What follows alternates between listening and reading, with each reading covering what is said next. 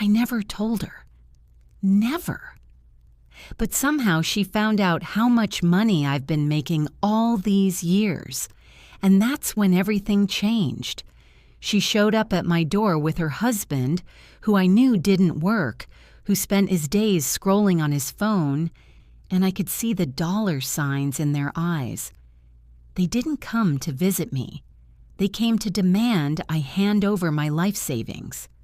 I stood there, listening to them tell me what I owed them, and I realized they never loved me. They loved what I had. That day, I made a choice that would separate us forever. If you're watching this, subscribe and tell me where you're watching from. I always love knowing. My name is Patricia.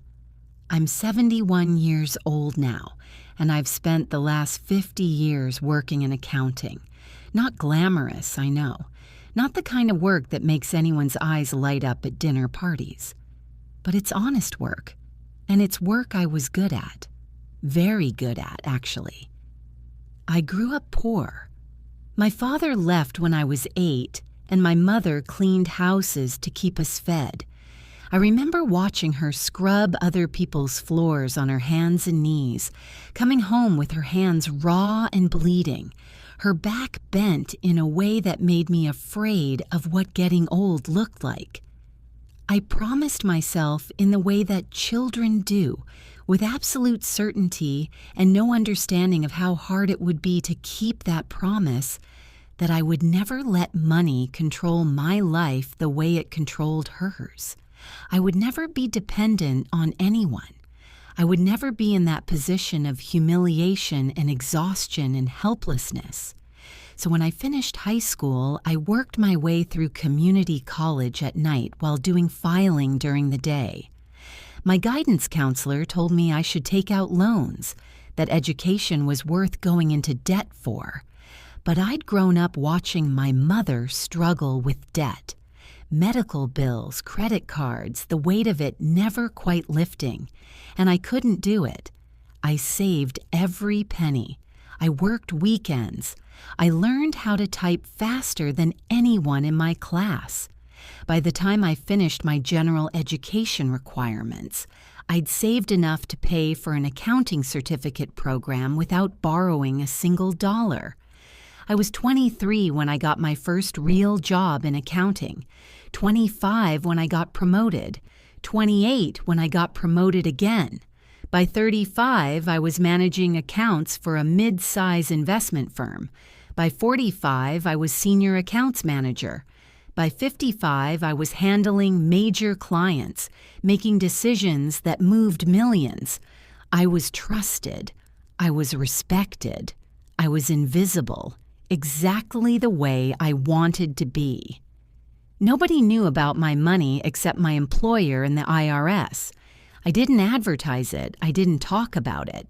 I lived in a modest house in a modest neighborhood on the north side of the city.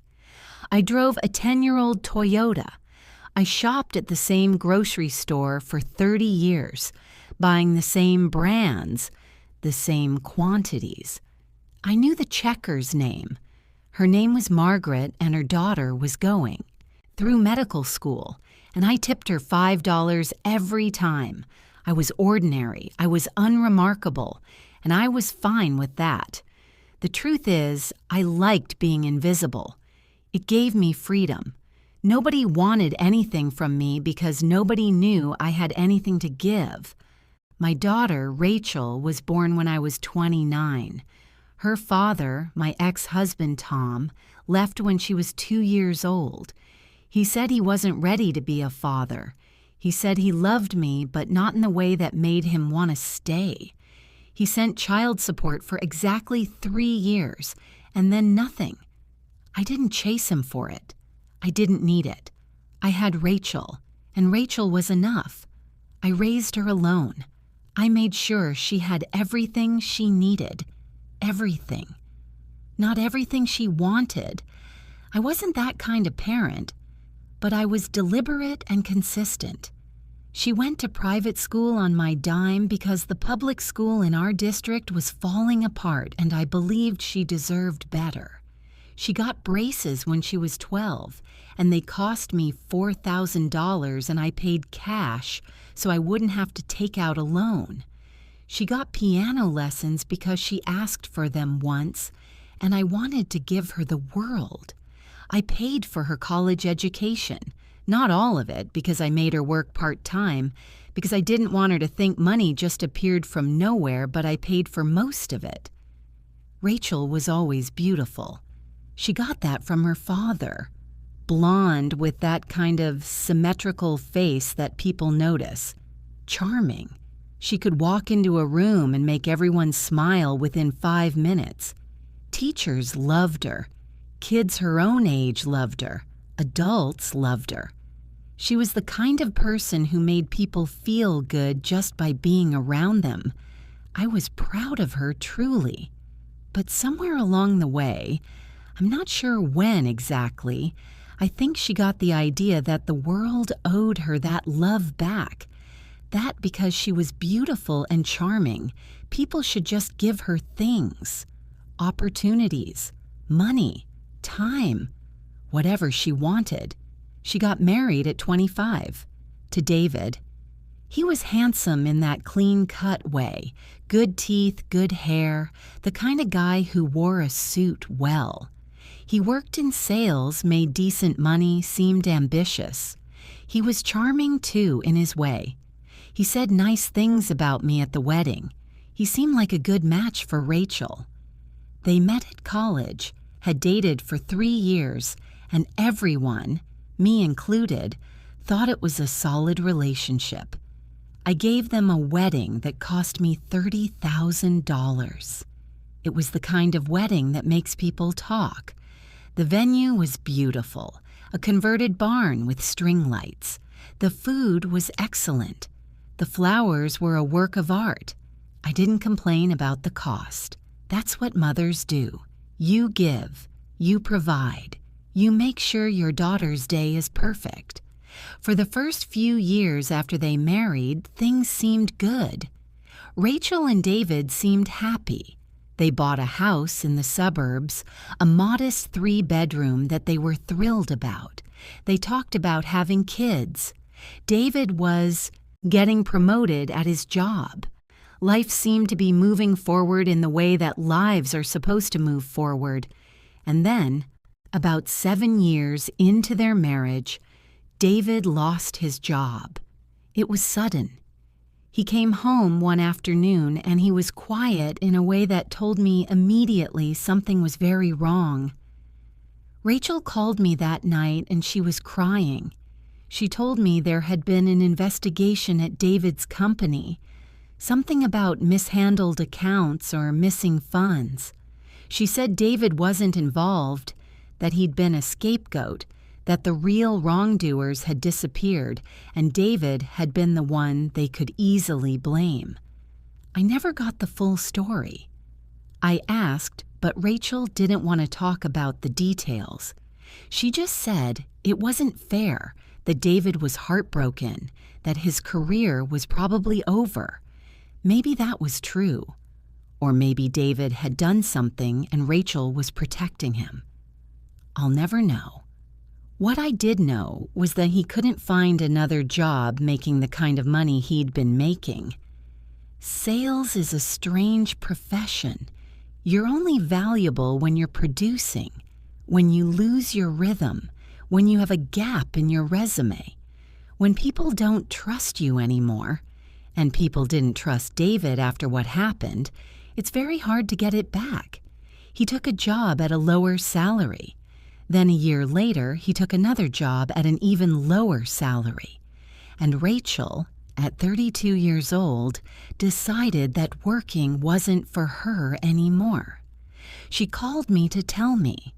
She sounded defensive even before I'd said anything. She told me she was staying home.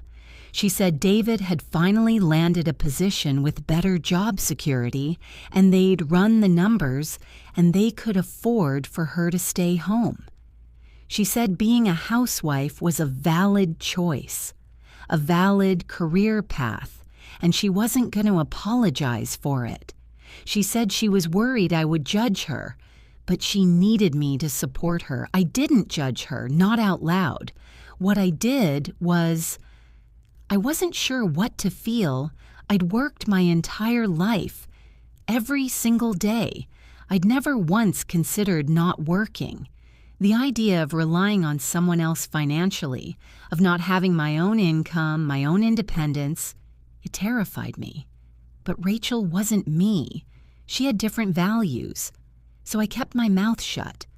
I told her I supported her, and I did, in my way. I kept my opinions locked away in the same place where I kept everything else. Years passed like that. Rachel and David had 2 children. Emma came first when Rachel was 33. Michael came 4 years later. Wonderful kids, smart, funny, kind. I loved them completely. I was the kind of grandmother who showed up. I helped with homework. I took them to school events. I was at every birthday party, every recital, every parent-teacher conference. I saw them more than Rachel did, if I'm being honest. Rachel spent a lot of time at the gym, at Pilates classes, at coffee with friends, on her phone. She had a subscription to a meditation app, and she talked about being present and mindful while scrolling through Instagram for 3 hours. David was often angry when he came home. He'd be stressed from work, exhausted from the commute, frustrated with the way his career had stalled out, and he'd come through the door and find the house a mess. Toys everywhere, dishes in the sink, the kids not bathed yet, even though it was 7 o'clock. Rachel would be in yoga pants, her hair in a bun, and she'd say something bright like, "Hey, babe, how was work?" And David would look at her for a long moment, and I'd see something shift in his face. Not anger exactly, more like disappointment, like he was looking at a stranger. I never said anything about it. That wasn't my place. I was their mother, not their therapist. But I saw what was happening. I watched my daughter retreat into her own life, into her own comfort, while her marriage slowly cracked. But I was always there. Always. Every other Sunday without fail. I'd bring groceries, I'd help Rachel with the kids. I was the reliable one, the steady one. The one who never demanded anything, never made a fuss, never asked for recognition or gratitude. I was good at being needed, and over the years, I made sure they were taken care of. When David's car broke down and they didn't have the money to fix it, I fixed it. When Rachel needed dental work and their insurance didn't cover it, I paid for it. When Emma needed braces, and she did need them, her teeth were quite crooked, I paid for them. When Michael wanted to go to soccer camp and Rachel said they couldn't afford it, I paid for it.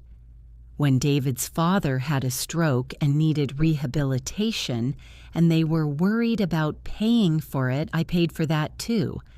$30,000 over 15 years in small amounts, in little acts of invisible kindness. Some years more, some years less. I never asked them to pay me back. I never kept a ledger. That's not who I am.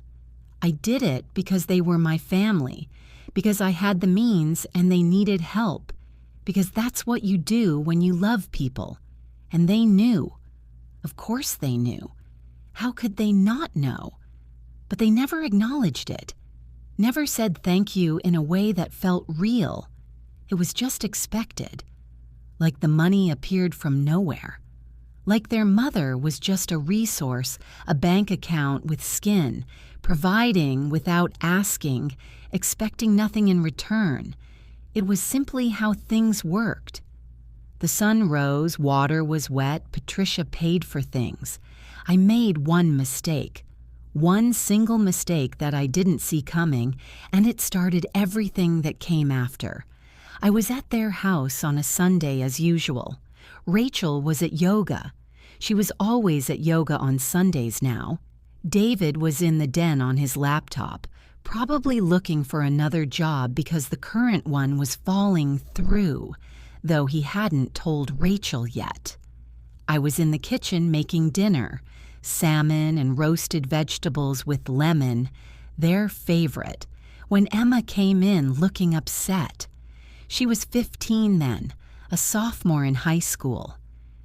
"Grandma," she said, and her voice was small in a way that made my heart hurt. "I need help with my college essay." Emma was gifted, but she struggled with writing. Her thoughts moved faster than her hands could keep up. I sat down with her at the kitchen table, and we worked through it together for an hour. She was applying for scholarships, merit scholarships, because even then I was thinking about the future, about how I could help without having to come through with money. I wanted to help her get into a good school. I wanted her to understand that hard work and intelligence could take you places. As we were working, her phone buzzed, a text from a friend. She read it and giggled, then showed it to me. It was nothing important, just typical teenage banter about a boy she liked. But there was something else on her screen when she handed the phone to me, a note that Michael had written in the family group text. He was 13 then, and apparently he'd been asking his parents about college, and they'd told him nothing. There was no college fund, there was no plan. His father had been laid off again 6 months ago, and Rachel had never mentioned it to me. I didn't say anything to Emma. I just smiled and looked away. But something in me went very, very still. It was the feeling you get when you realize the ground beneath you isn't as solid as you thought. That night, after I drove home to my quiet house and poured myself a glass of wine and sat in my kitchen staring at nothing, I did something I'd never done before. I called David, just to talk. I didn't have an agenda. I wasn't trying to investigate or interfere. I just wanted to hear how he was doing, really doing. Not the surface level, how is work nonsense we did at family dinners. He broke down, actually cried on the phone with me. He told me he'd been let go from his job 2 weeks ago, that he hadn't told Rachel yet because he was too ashamed, that he'd been looking for work, but he was 53 years old, and the market was brutal, and nobody wanted to hire him, that he was terrified about how they were going to pay the mortgage in 6 months if he couldn't find something, that he felt like a failure, that he was failing his family and he didn't know what to do. I listened. I didn't judge him. I didn't tell him that I'd seen this coming or that I was worried about him and Rachel. I just listened. And then I made a mistake. I told him, "David, you're not a failure. You're a good man, and I'm here if you need help." He asked what I meant, and I said, "I have some savings. If things get really tight, if you need it, you can come to me." I meant it. I did. It was genuine. But the moment I said it, I realized I'd opened a door I couldn't close. It was like I'd painted a target on my own back. He got quiet, and then he asked, "How much savings, Patricia?" And like an idiot, like a trusting, naive idiot, I told him, I said I had about $300,000 in liquid savings. I'd been saving for decades. I was planning to retire in a few years. I didn't need much. I'd live on Social Security and my pension. The money was just sitting there. I told him this was a secret, that Rachel didn't know, that it wasn't part of my plan, but if he truly needed it, if things got desperate, we could talk about it. He said thank you.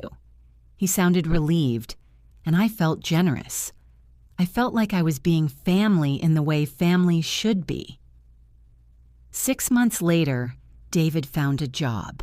Not a great job, The salary was barely more than what he'd been making at the position before his first job loss, but it was stable work. It was something. The crisis passed. The mortgage got paid. Life went on. I thought about that conversation sometimes and felt glad I could have offered that safety net, even if he didn't need to use it. I felt like I'd done something good. I should have known better. I should have known that once someone knows you have money, once they know you'll give it, nothing is ever the same again. David told Rachel. I know this because Rachel called me on a Thursday morning about 6 months after David found his new job. Her voice was bright and fake in a way that made my stomach drop immediately. There's a quality to a lie that you can hear in someone's voice if you know them well enough. It's like a false note in music. "Mom, I was thinking," she said, and every word sounded calculated. "You work so hard. You never take a real vacation. Why don't you let me and David help with something? Maybe a nice trip. We've been doing better financially, and David and I want to do something nice for you." We talked for another 5 minutes, and every word she said felt like it had been scripted. The brightness in her voice, the sudden interest in doing something for me, the way she kept saying how much they loved me and how they wanted to take care of me for once. It was all performance, and I knew it the way you know something the moment you feel it, without needing to think about it. I said I'd think about it, and I got off the phone as quickly as I could. I sat in my living room and I didn't move for an hour. I just sat there, and I let the realization wash over me. David had told her, and Rachel had decided that this information was valuable. She had decided that my money was somehow owed to her, that all these years of me supporting them, helping them, being there, it wasn't love, it was debt. They saw it as debt. I felt sick, I really did. I felt like I might vomit. But I also felt something else. I felt angry in a way I'd never felt angry before. It was a cold anger, the kind that clarifies everything. I started being more careful after that. I paid attention to who knew what. I watched how Rachel interacted with me. I listened to David's tone when he called, and I realized something. I'd been used, not intentionally, maybe, but used nonetheless. They'd been keeping me close because somewhere, on some level, they didn't even fully understand they knew I was valuable, not as a person, as a resource.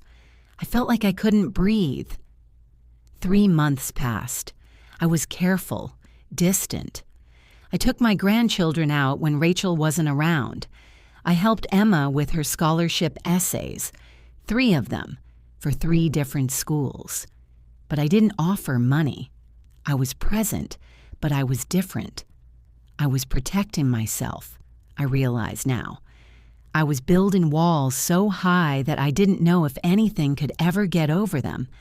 And then one Saturday morning at 8 o'clock, there was a knock on my door. It was David and Rachel, together.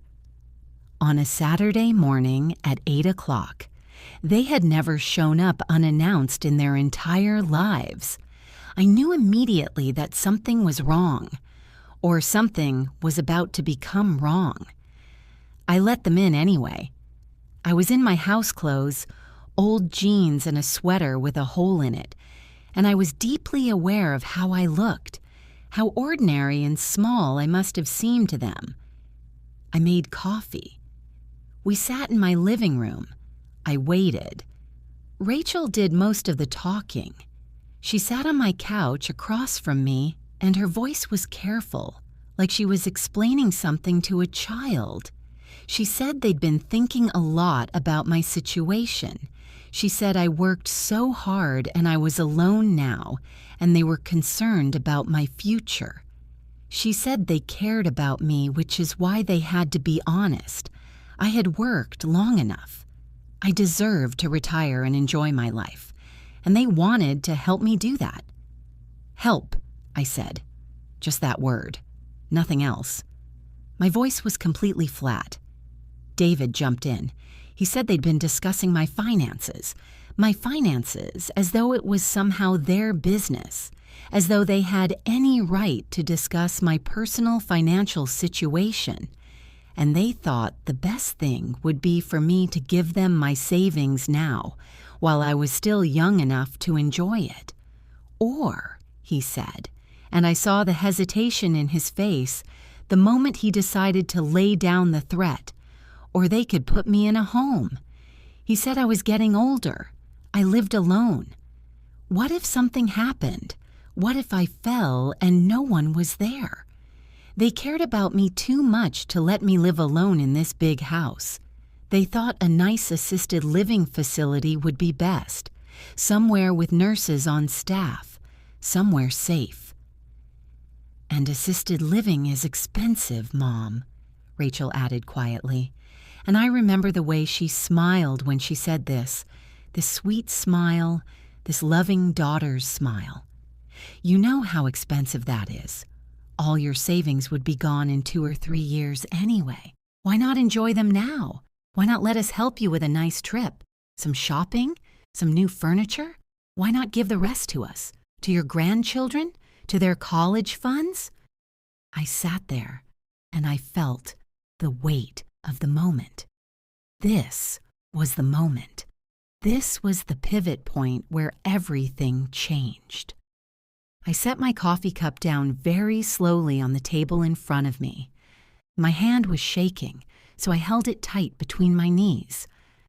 Let me make sure I understand what you're saying, I said, and my voice was so quiet that they both leaned forward to hear me. You're telling me that if I don't give you my money, you'll have me put in a home. That's not what we're saying, David said quickly. His voice was nervous now. He could feel something shifting. We're saying, that's exactly what you're saying, I interrupted. You're using my age and my isolation as leverage to extract money from me. You're threatening me with institutionalization if I don't comply, and I want you both to know that I understand. I'm not upset. I'm not even surprised, really. I think part of me has known this was coming for a long time. I just didn't want to see it.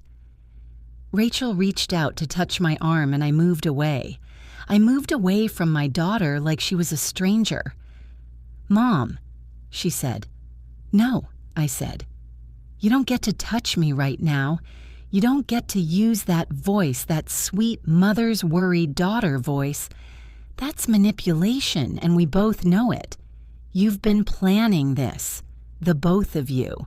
You've been waiting for the moment when you could take what I have because you think you're entitled to it. We're not entitled to anything, David said. He sounded defensive now, angry, like I was the one doing something wrong. But Rachel is your only child and we have responsibilities. Emma and Michael need college funds.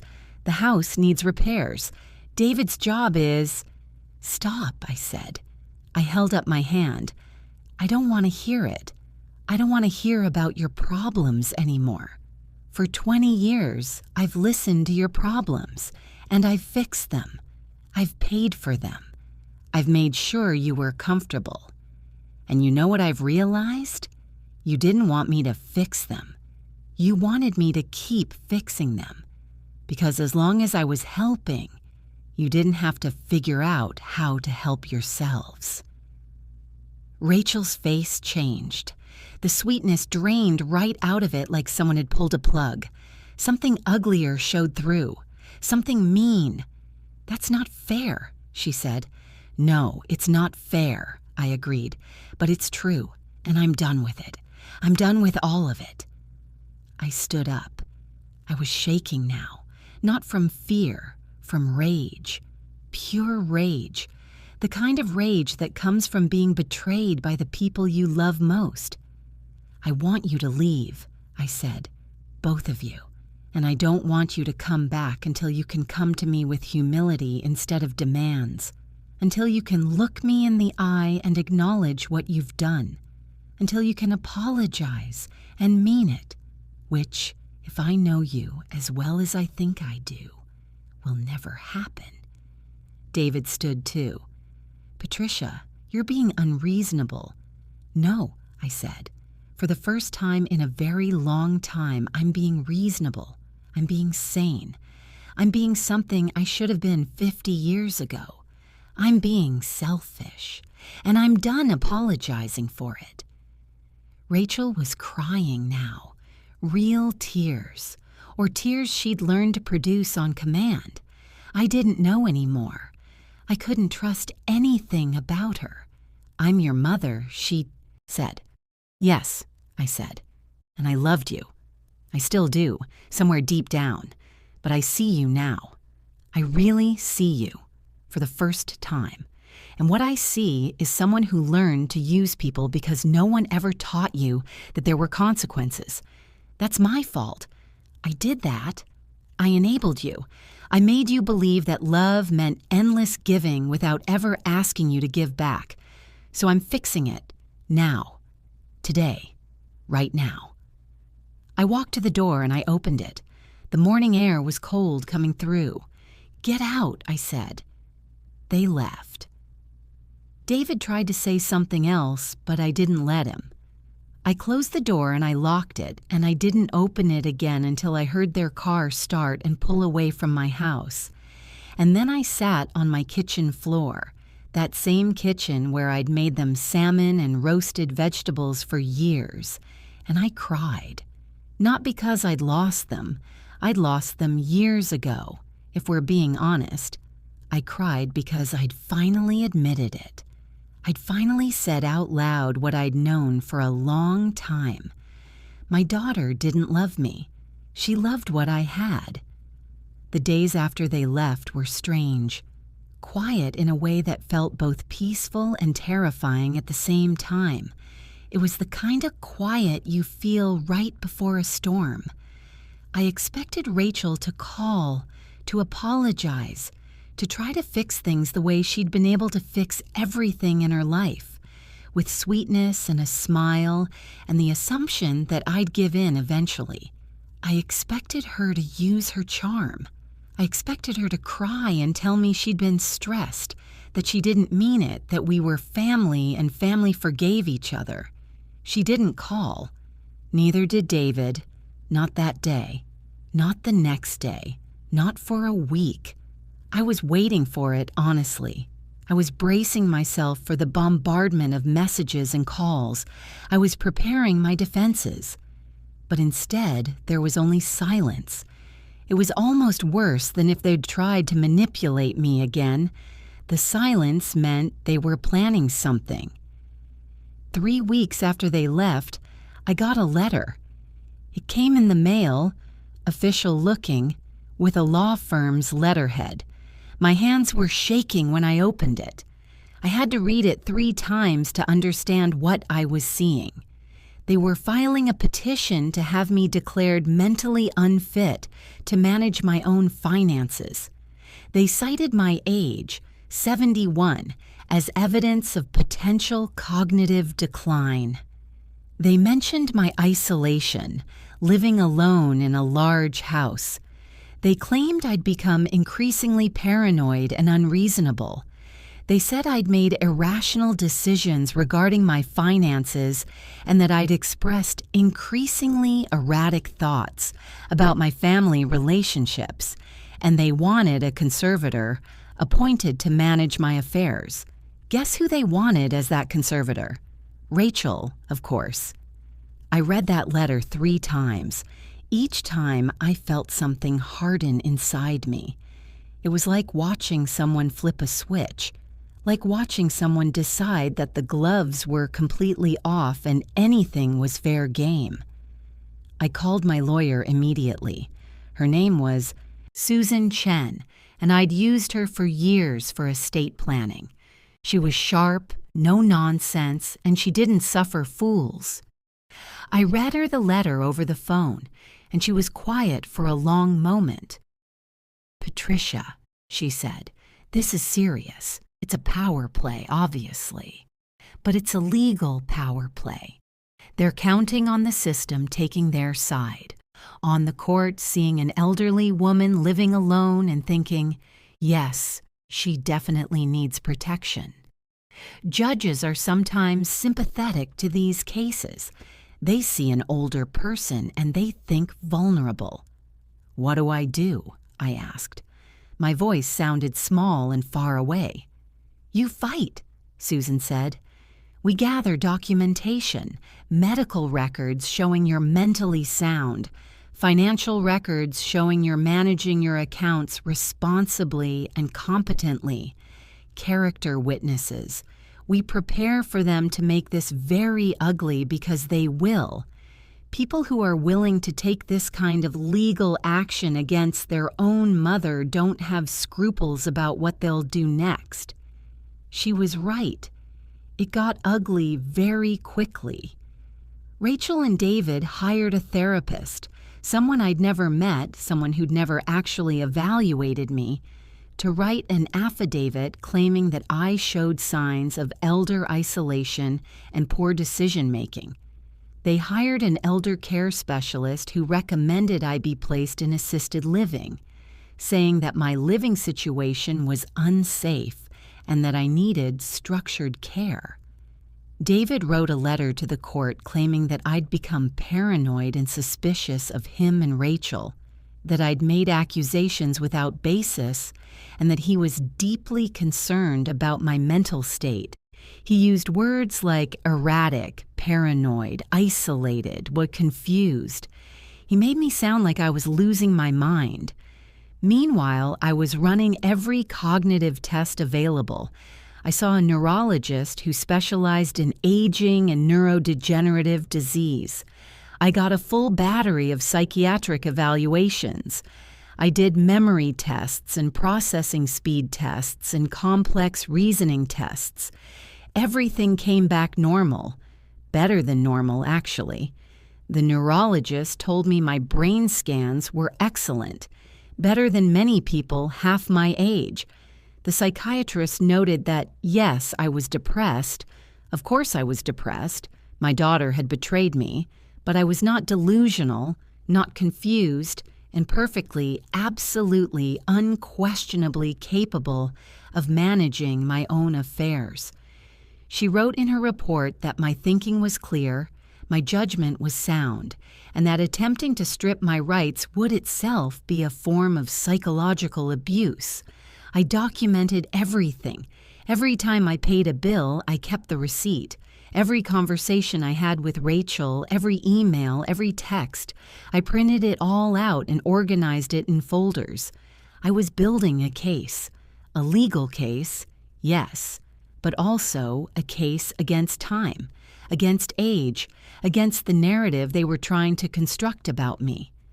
I did something else, too. I went back through my records.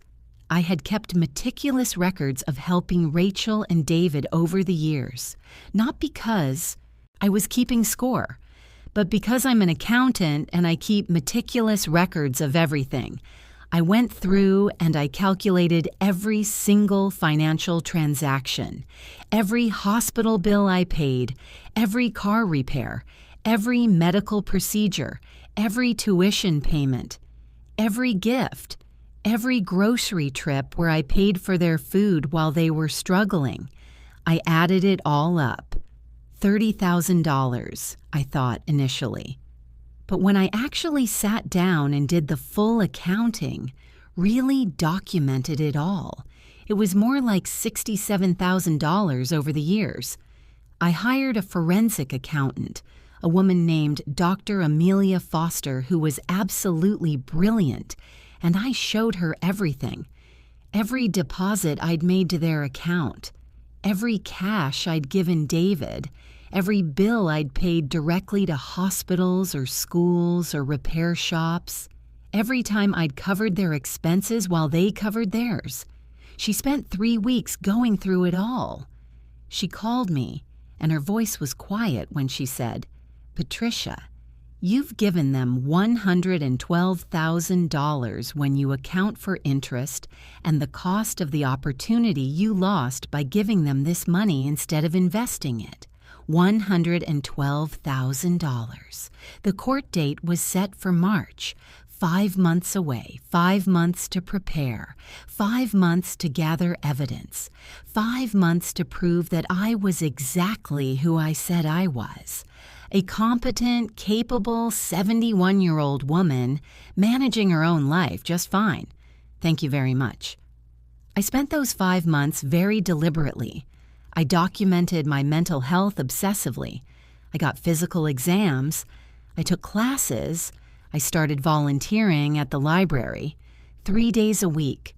Very visible. Very engaged. I took an art history class at the community college. I started going to the gym 4 days a week. I made sure I was living my life in a way that was visible and healthy and very, very normal. I was, in other words, living my life well and living it publicly. Anyone who looked at me would see a woman who was engaged, who had interests, who had community, who had purpose. I was the opposite of isolated. I was the opposite of declining. I was thriving. I also did something that Rachel didn't expect. I talked to my grandchildren. Emma was 17 now. She'd gotten her scholarship essay done with my help, and she'd gotten into a good state school, a really good school, the kind of place that would open doors for her. I took her to lunch on a Saturday, just the two of us, at a coffee shop that was neutral territory. We sat in the corner, away from other people, and I told her the truth, not the angry version.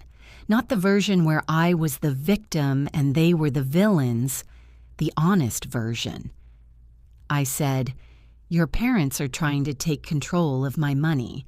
They've told me I need to give it to you, to your college fund, to your and Michael's future, and I want you to understand something very important.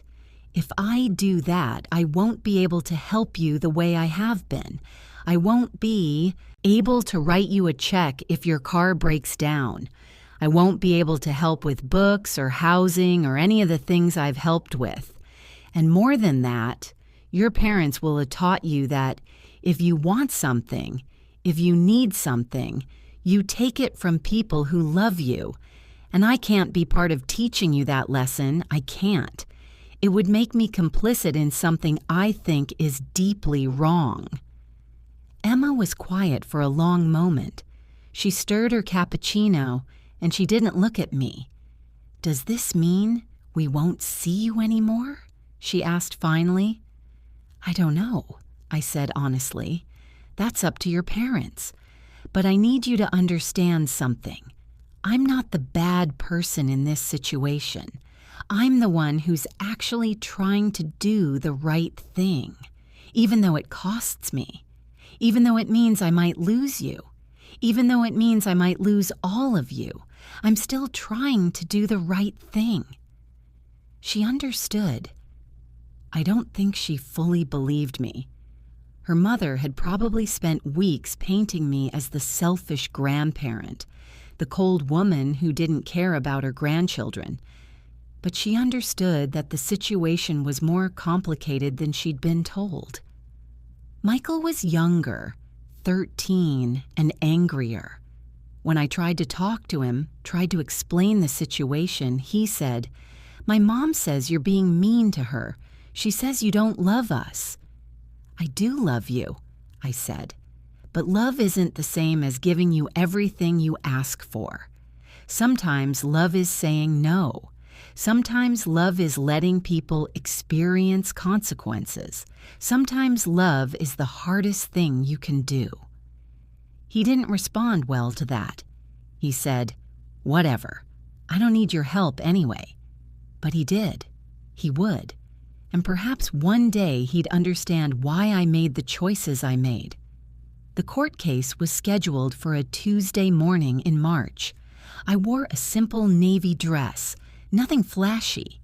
I got my hair done the day before, nothing dramatic, just neat and clean. I wanted to look like someone who had her life together. I wanted to look competent. I wanted to look like a woman who absolutely did not need a conservator. The courtroom was formal and cold. Rachel sat on the other side with David and their lawyer. Rachel looked perfect, of course. She'd styled herself like a woman worried about her aging mother. Soft colors, minimal makeup, her hair pulled back in a way that made her look vulnerable and concerned. She had rehearsed this. She'd practiced her facial expressions in the mirror. The proceedings began with their lawyer presenting the case. He called Rachel to the stand first. She testified about her concerns, my age, my isolation, my increasingly erratic behavior. She cried when she talked about being afraid I'd hurt myself. She talked about how much she loved me and how hard this was for her. She made it sound like she was doing this out of pure love, out of desperation to protect me. Then David testified. He repeated the claims about me being paranoid and suspicious. He said I'd accused him and Rachel of only wanting my money, which he said was an unfounded and paranoid belief. He made me sound delusional. Their lawyer presented the expert testimony. The therapist, the elder care specialist, the doctor they'd hired, all of them painted a picture of an elderly woman in decline. All of them recommended conservatorship. Then it was my turn. I took the stand and I testified calmly. My hands didn't shake. My voice was steady and clear. I answered every question directly and completely. I explained my finances in detail, how I managed my accounts, how I made investment decisions, how I tracked my money. I talked about my volunteer work at the library. I talked about the class I'd taken. I talked about my friends. I talked about my life, really talked about it, in a way that painted a very different picture than the one they'd been trying to paint. Their lawyer tried to trip me up. He asked me leading questions. He tried to get me to contradict myself, but I didn't. I was calm and honest and completely credible. Then my lawyer presented my experts. My neurologist testified about my brain scans, about my cognitive function, about the fact that I was healthier neurologically than most people my age. My psychiatrist testified about my mental state, about her assessment that I was depressed but not delusional, betrayed but not confused. My doctor of 30 years. Dr. Williams, who'd been taking care of me since I was in my 40s, testified that I was one of the healthiest 71-year-old women he'd ever seen. He said there was absolutely no evidence of cognitive decline or any reason to believe I couldn't manage my own affairs. Then came the forensic accountant. Dr. Amelia Foster took the stand and she presented her findings. She showed the court, with charts and documentation and years of records, exactly how much money I'd given to David and Rachel over the years. She explained, in clear language, that if I actually did have cognitive decline, it seemed to have started years and years ago, because I'd been giving them money consistently, without documentation, without expecting repayment. She implied that I was perhaps too generous, perhaps too trusting, but she did not say I was unfit. In fact, she said, looking directly at the judge, this woman has managed a complex investment portfolio for 50 years, with no errors, no legal violations, no problems of any kind. Her accounts are meticulous. Her decision-making has been sound. If she were showing cognitive decline, we would expect to see evidence of that in her financial management. We would see errors, confusion, irrational decisions. What we actually see is the opposite. We see excellent fiscal discipline and sound decision-making over decades. Then my lawyer called character witnesses. People I'd worked with over the years testified that I was sharp and engaged. A woman from my volunteer position at the library testified that I was incredibly competent and that I was one of the most capable people she'd ever met.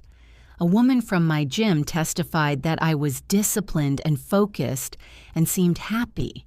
A man from my art history class testified that I was an engaged student who asked intelligent questions and participated fully.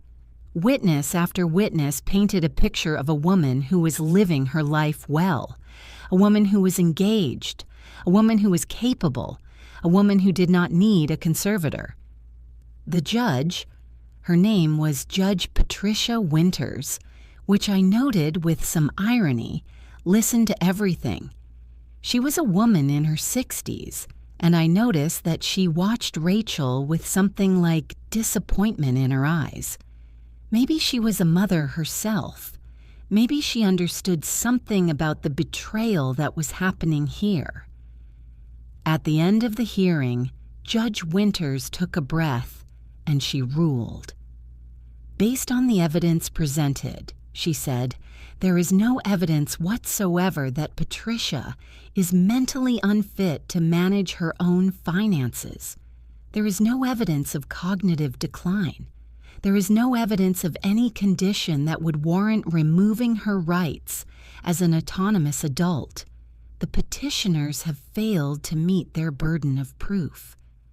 Rachel's face went pale. David looked angry. In fact, Judge Winters continued, I find the entire petition to be troubling. The petitioner, Rachel, has significant financial motivation to have her mother declared unfit. The petitioner has a history of accepting financial support from her mother. The petitioner stands to gain substantially if she were appointed conservator. This creates a conflict of interest that is difficult to ignore. She paused and she looked directly at Rachel. The petition is denied, she said. Ms. Patricia is free to manage her own affairs. However, I am recommending that this case be referred to Adult Protective Services for investigation into potential elder abuse and financial coercion. The courtroom went very quiet, but the best part, the part that Susan had prepared for, happened next. My lawyer stood up and said, Your Honor, my client wishes to file a countersuit. She'd like to sue for defamation, for emotional distress, and for recovery of expenses spent on her legal defense. Rachel made a noise, a kind of gasp or cry. David grabbed her arm. The judge nodded. That's her right, she said. 3 months later, one day before trial was scheduled to begin in the countersuit, Rachel and David's lawyer called. They wanted to settle. They would pay my legal fees, $35,000, and they would sign a document agreeing to never again question my mental competence or attempt to have me declared unfit. In exchange, I would drop the case. I could have gone further. I could have taken them for more. I could have pushed for a full judgment that included damages for emotional distress. I could have made them pay through the nose. But honestly, I was tired. I didn't want to spend another year in court. I didn't want to relive this betrayal over and over again in depositions and courtrooms and legal briefs. I wanted my life back. I wanted to move forward. So I agreed to settle. But I did something before I dropped the case. I enforced a condition. They would write a formal apology. Not a vague, I'm sorry if you were hurt kind of thing. Not an excuse-filled, I was under stress letter. A real apology, in writing, acknowledging what they had done. Rachel's letter was full of qualifications. She said she'd been under stress with the kids and the house and her marriage. She said David had pushed her into it, that she'd only been concerned about my future, that she'd been trying to protect me. But she did write the words. I apologize for my attempt to have you declared mentally unfit as a means of gaining control of your finances. I was wrong. You are right, and I take full responsibility for my actions. It wasn't real repentance. It wasn't the kind of apology that comes from genuine remorse, but it was something. It was a record. It was an acknowledgement. I kept the letter in a file. David's apology was shorter. He just wrote, "I should never have gone along with this. I'm sorry." After the settlement was finalized, I didn't see Rachel or David. There was no reunion. There was no tearful reconciliation. I didn't want one. Something had broken that I didn't think could be fixed. I got a birthday card from Emma that September. She wrote, "I'm sorry for what happened. I understand now. Thank you for being honest with me. Thank you for doing the right thing even when it was hard." I cried when I read that card. I kept it. Michael didn't reach out, but I didn't expect him to. He was 13, and his mother had probably spent months telling him that I was the villain. Perhaps one day he'd understand. Perhaps not. Either way, I'd done what I thought was right. I kept the letters, the court documents, the apology. I put them in a file and I locked the file away. I didn't need to read them again. But I kept them. Evidence. Proof. A record of what happened. Then I did the hardest thing I've ever done. I changed my will. I called Susan and we met in her office on a rainy afternoon. I told her exactly what I wanted. We spent 3 hours going through everything, going through all my assets, all my accounts, all my properties. I left my house to Emma, just the house, straight to her. No strings attached, no conservatorship, just, "This is yours." I left a college fund of $50,000 to Emma, enough to cover graduate school if she wanted it, enough to give her options. I left a college fund of $50,000 to Michael, too, even though he hated me, even though he'd sided with his parents. I wanted him to know that I loved him anyway. Everything else, my remaining savings, my investments, my retirement accounts, everything I'd worked for my entire life, I left to charity, to a scholarship fund for women over 50 going back to school, to an organization that helps seniors living alone, to a battered women's shelter, to a legal aid organization that helps people fight elder abuse cases. I wanted nothing I had to go to people who saw me as a resource to be extracted. I wanted my money to go to people who needed it, who would use it to build lives and escape situations and move forward. When I signed the papers, I felt lighter than I had in years. It was like I'd put down something I'd been carrying my entire life. Rachel found out about the will from the grapevine somehow. These things always get out. People talk. There are always people willing to share gossip. And she called me. Actually called. For the first time since the court case ended. "Mom, what have you done?" Her voice was panicked, angry. "Why would you do this to us? Why would you take Emma's inheritance and give it to charity?" "I didn't take anything from Emma," I said quietly. "I gave her the house. That's worth more than anything else I have." "The house?" She was almost shrieking now. "The house isn't enough. You have hundreds of thousands of dollars. That's our money. That's supposed to be for us. That's supposed to be for Michael's future. That's supposed to be what?" I interrupted. "Yours? Because you're my daughter? Because you gave birth to your children? That's not how it works, Rachel. That's not how any of this works." She tried to talk me out of it. She said it was spiteful and cruel. She said I was punishing her children for her mistakes. She said I was being a bad mother. She said I was being a bad grandmother. "You're right," I said. "I am being a bad grandmother in your eyes. I'm being a bad mother. I'm being a bad daughter by not sacrificing everything for your family. And I'm okay with that now. I'm okay with being bad if being good means enabling you to destroy yourself and everyone around you." She said, "You think you're so righteous. You think you're so moral. But you're just a selfish old woman who never gave anyone anything that came without strings attached." "You're right," I said again. "I was selfish. I was so afraid of ending up like my mother that I gave and gave and gave without ever asking for anything back. I was so afraid of being dependent that I made everyone around me dependent on me, and that was wrong. That was my mistake. But I'm fixing it now, and I'm done letting you make me feel guilty for finally taking care of myself." She hung up. I haven't heard from her since. That was 3 years ago now. Emma graduated from college last spring. She's working as a graphic designer in the city, and she calls me every Sunday. We have coffee sometimes, just the two of us. She's dating a nice man who treats her well. She's building a good life.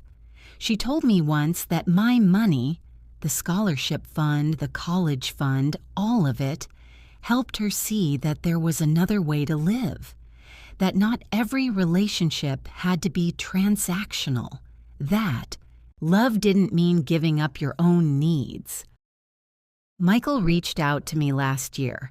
He was in his second year of college. He sent me an email that said, "Grandma, I wanted to apologize for being angry at you. I understand now that you did the right thing. I've been watching my parents since the settlement, and it's been hard. But they're trying. My dad's been in therapy. My mom got a job. She actually has her own income now, which has changed everything about their relationship.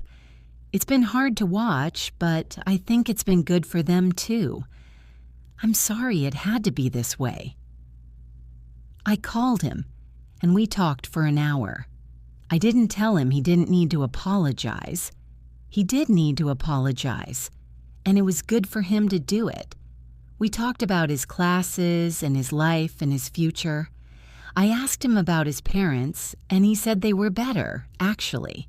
Not perfect, not healed, but trying, working, building something real instead of living in denial. I didn't ask for more details than that. I didn't want to know too much. I was done being involved in their lives in that way. As for me, I'm 74 now. I still live in the same house, the house that I loved for 30 years, the house that I'll eventually leave to Emma. I still volunteer at the library. I have more friends now than I've ever had. I travel, I take classes, I read, I garden, I live. I've never been happier, actually. It sounds strange to say that the best thing that ever happened to me was my daughter trying to have me declared incompetent. But there's a truth to it. That moment forced me to see what I'd been enabling. It forced me to set boundaries. It forced me to choose myself. And in choosing myself, I became better. I became freer. I became whole in a way I'd never been before. I'm not alone, despite what they'd claimed I was. I'm more connected to my life than I've ever been. But I'm also more alone in the sense that matters. I'm alone with my choices. I'm not dependent on anyone, and no one is dependent on me. That's freedom. The money I spent on Rachel and David over the years, the $112,000. I've made peace with that. It wasn't wasted. It wasn't a mistake. It bought me an education. It bought me clarity. It bought me my life back. And I'm not a person who suffers regrets over an education, no matter how expensive it was. But the money I have now, the money I've built and saved and invested, that's mine. And it's going to people and causes that are actually going to do good. Emma didn't need my charity. She needed my love and my honesty and my willingness to set boundaries, and she got that. Michael got a college fund, but also something more important. He got a grandmother who respected herself enough to respect him. And all the other women, all the seniors, all the people my money is going to, they're getting a chance. They're getting hope. That feels right. I'm telling you this story not because I want you to pity me. I don't. I got away clean. I got away smart. I got away with my money and my sanity and my self-respect intact. I'm telling you this because if this is your story, if you're the parent who's given and never asked for anything, and one day someone you love shows up and asks for everything, I want you to know that you have more power than you think. You have the right to say no. You have the right to protect yourself. You have the right to be selfish. And that's not a dirty word. That's survival. That's self-preservation. That's sanity. And if you're the child in this story, if you've been raised to believe that love means endless giving from someone else, if you've grown up thinking that people who love you should just keep giving no matter what, I want you to know something else. That's not love. That's dependency. That's manipulation. Real love is built on mutual respect. And mutual respect means sometimes one person has to stop giving so the other person can learn to provide for themselves. My daughter had to learn that. It took her a long time. It cost her a lot. But I think, in the end, it made her better. I know it made her stronger. I know it made her see herself in a different way. I hope that's what this will do for you if you find yourself in this situation. I hope it will make you better. I hope it will make you stronger. I hope it will make you understand that you have value beyond what you can provide to other people. Because the alternative is spending the rest of your life angry, broke, and resenting the people you thought you loved. The alternative is becoming bitter and small and afraid. The alternative is a kind of poverty that no amount of money can ever fix. And that's the one thing I couldn't afford to give them. What would you do if this happened to you? Tell me in the comments. I always read them. And don't forget to like and subscribe for more true life stories like mine.